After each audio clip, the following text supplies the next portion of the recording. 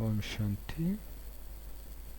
In this video I'm going to deal with uh, a very famous belief that prevails among um, extremist Christians, that yogas were created by Hindus in an attempt to spread Hinduistic belief that stresses on the fact that God is everywhere. God exists in oneself. By doing yoga, by meditating, one can actually have contact with that inner self which they call as God.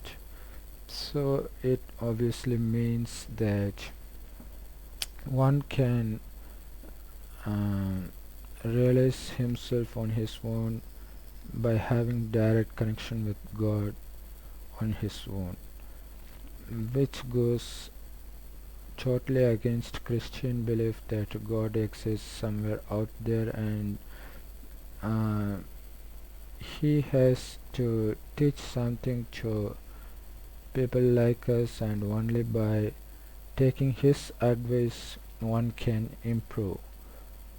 So I happened to see a video of a Christian girl who was brought up in India for in her initial 20 years. Then she left for her hometown London, where she was attracted to Christianity again.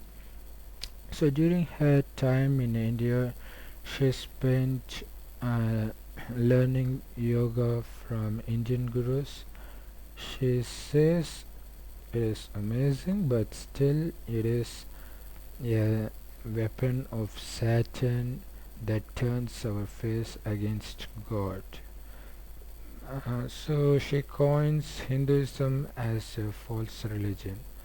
Not only her, most of Christian preachers uh, like to label Hinduism as a false religion, mainly because um, Hinduism stresses on the fact that God is everywhere. God is in every living being, in every non-living being. So it's omnipresent. But Bible doesn't say so. Uh, so they say that doing yogas will eventually lead you to the Hinduism belief, so you will turn against God. So that's why they want to discourage teaching yoga to their kids. Uh, but whatever she said about Hinduism and the yoga created by Hindus is definitely true. No one can deny that. But let's see uh, on what basis she is considering Christianity as a true religion, because I don't know if she actually knows all these things. She must have known this because uh, her interview reveals that she knows the depths of both Christianity and Hinduism. So there are instances in Bible where God himself asks people to kill those who um, convince you to pray other gods. Do you think God is so arrogant to encourage people to take somebody else's lives? And there are many instances in the Old Testament that uh, shows God uh, as someone who asks people to rob other people's assets, their properties. Uh, do you think God is such arrogant, mischievous, whether you call it a person or something like that? But do you think God is such arrogant, such a cunning fellow? But that's how Bible shows God in the Old Testament. Okay, if you belong to a group that believes only in the New Testament and that believes Jesus Christ himself as a God, then even then Jesus himself addresses the crowd as sons of prostitutes. And do you think God will use such um, respectless words to address people? And he also abused verbally at many places. Uh, so, what to understand Bible, you must understand the actual source of knowledge that leads to the creation of Bible. That particular source is the source not only for the creation of Bible but also for the creation of Quran, also for the creation of Bhagavad Gita. That is the direct knowledge of God.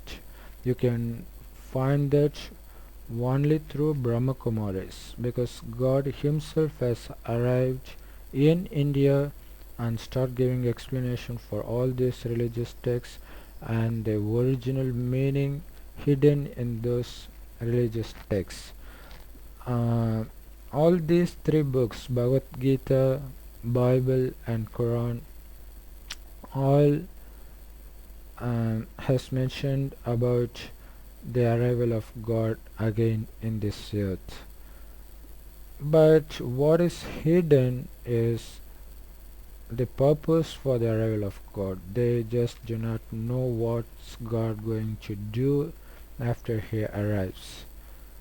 But what he does is teaching his children with the divine knowledge so that they can change their uh, character, their demonic character into divine character.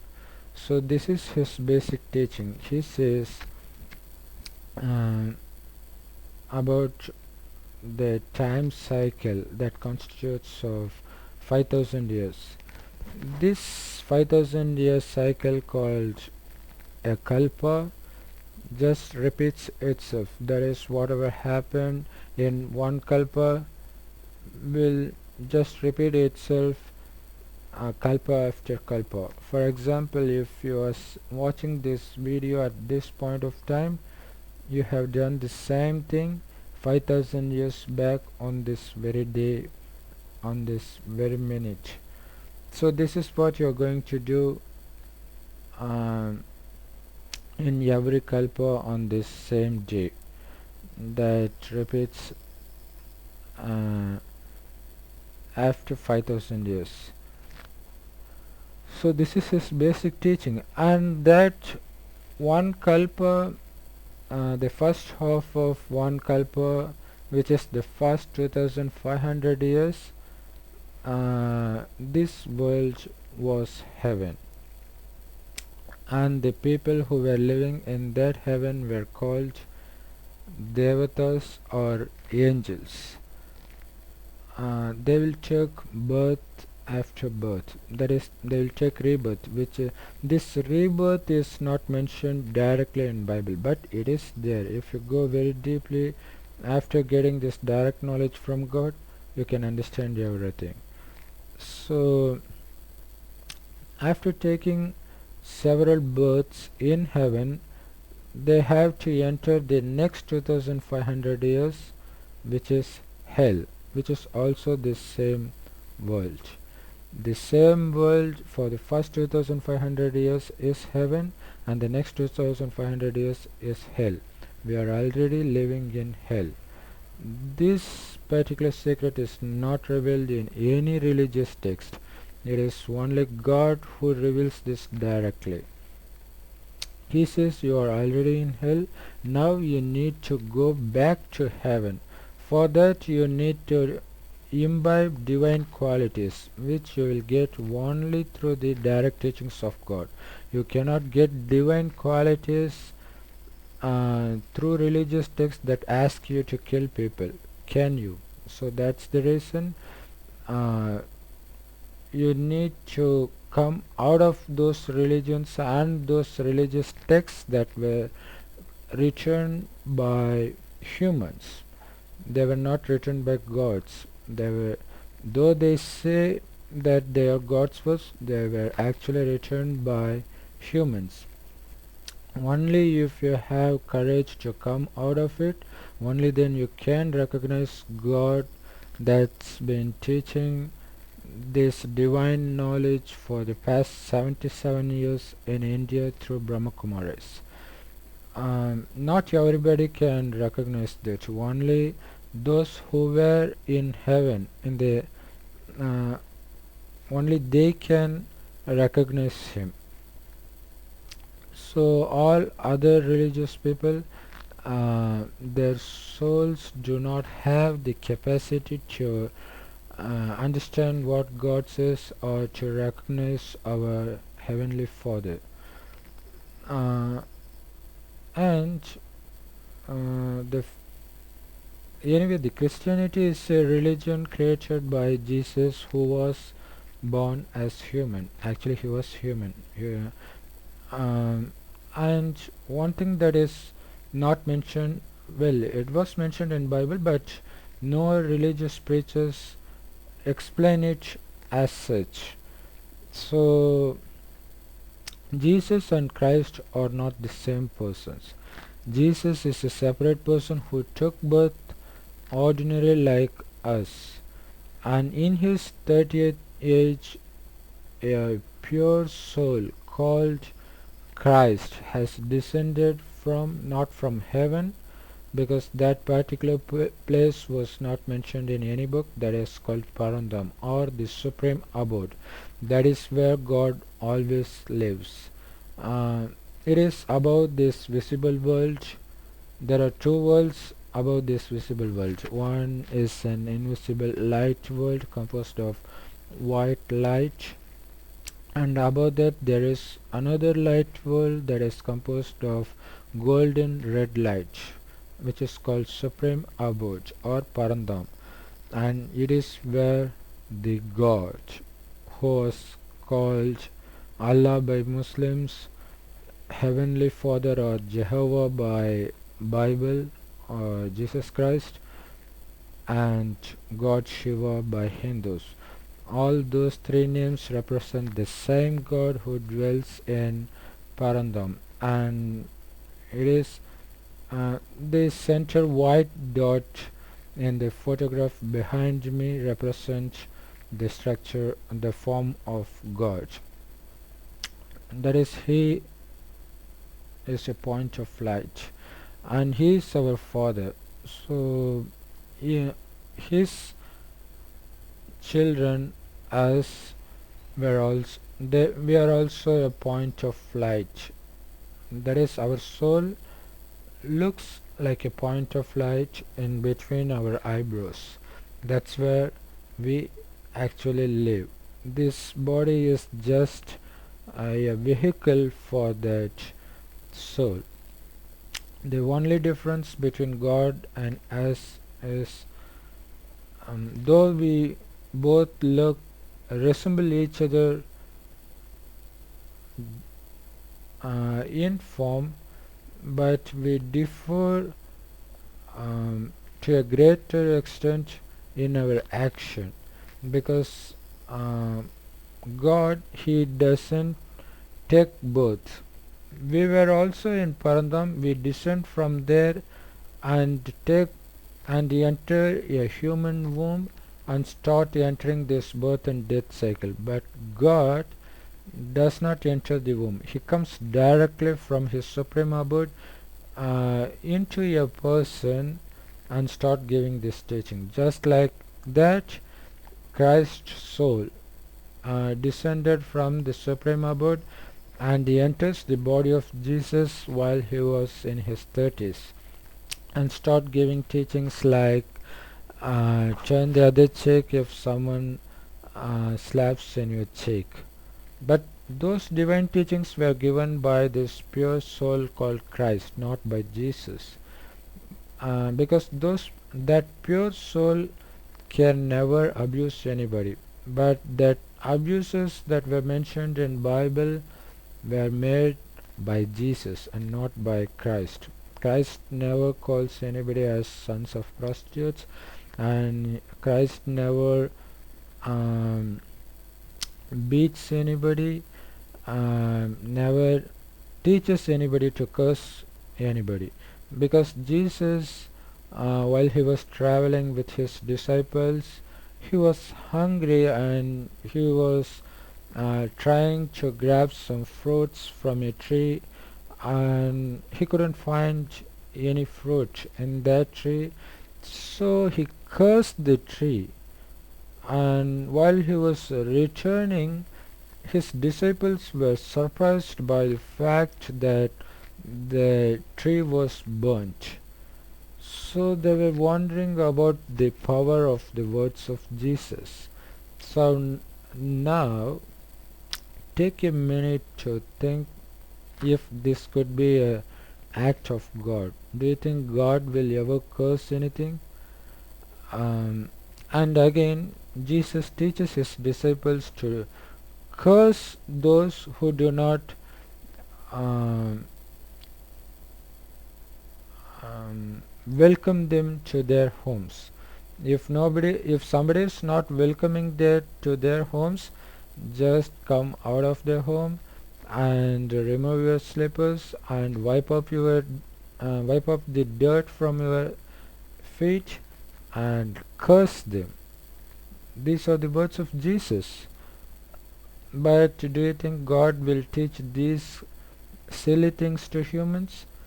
So that proves that Jesus is not God, and Jesus is entirely different from Christ, which is also not God. Christ is a pure soul, that's it. By pure soul it means they don't enter the womb. They descend directly from the Parandam, that is the Supreme Abode, into a person to give these teachings. And let's see later how this pure soul has some knowledge about the teachings of God. It has some truth, but how do they get it? Um, in Now through Brahma Kumaris, God is teaching this divine knowledge to his kids, and it is through his kids that this knowledge is being spread across the globe. And those who come earlier to get this knowledge, they can change their demonic qualities into the divine qualities, and they can become eligible to enter heaven. How's that possible? Because this soul has three components called mind, intellect, and sanskar. This sanskar part is very important because it has the recordings of every single second a soul uh,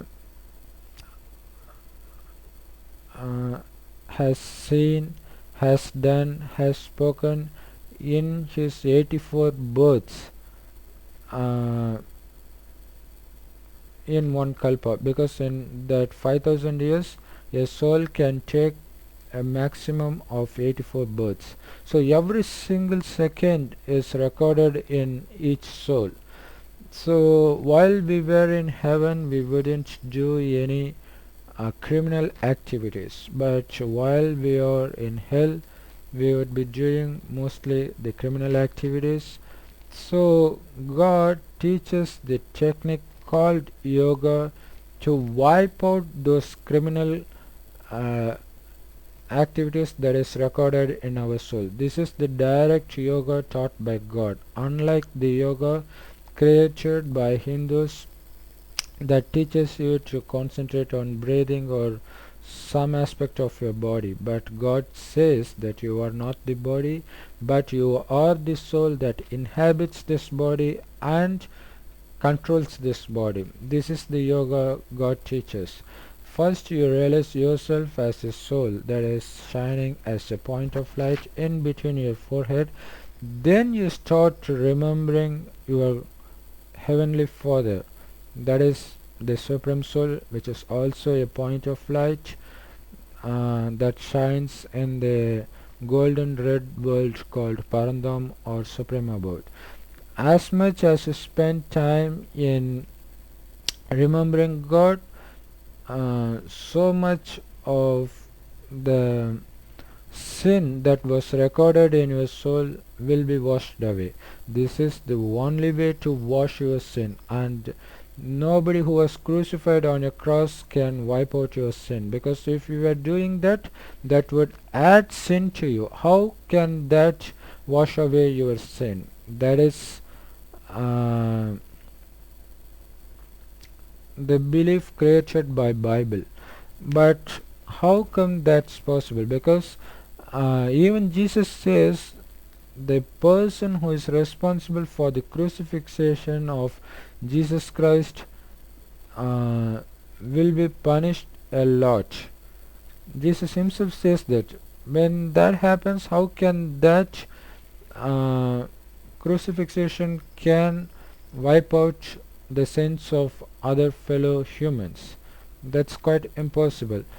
Um, so those who follow the direct teachings of God and start doing yoga, that is remembering God and His words continuously, and start wiping out their sins on their own by their own effort, they can enter heaven. Only they can enter heaven. That is, only those who come out of those human created religions and those human created religious textbooks and recognize God who has been teaching through Brahma Kumaris, only they can enter heaven.